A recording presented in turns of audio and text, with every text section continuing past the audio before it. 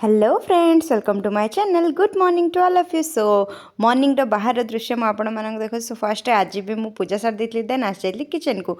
देखो सनाया कौन कर क्या है ये ना चाय है। इतना सुबह आपने चाय बना दिए। Okay thank you. अच्छा है, बहुत अच्छा है, टेस्टी। एते मॉर्निंग से उठिकी मो चा बने देछि से चा बनवा खुशी में आस जाइली किचन को ब्रेकफास्ट एंड लंच गोटे थर बन पार्ला। सो इडली सहित चटनी बने देती देन टिके मुग मंजा आलू बैगण तरकारी बने देती देन एटी दे देती सनाया को खाइबा इडली। ताको इडली बहुत ही भल लगे खाई देखते केमती एक्सप्रेशन दौची। देन आस जाइली रोटी बनवाई जल्दी जल्दी अटा दलिकी रोटी बनाऊली लंच कहीं से रोटी नहीं जाती। सो रोटी जल्दी जल्दी बनाऊली कहीं लेट हो गले पुणी तांकर लेट हो। सो जल्दी जल्दी रोटी सहित मंजा तरकारी आउ सब बनी जाइला खाली रोटीटा ही लास्ट रे थिला।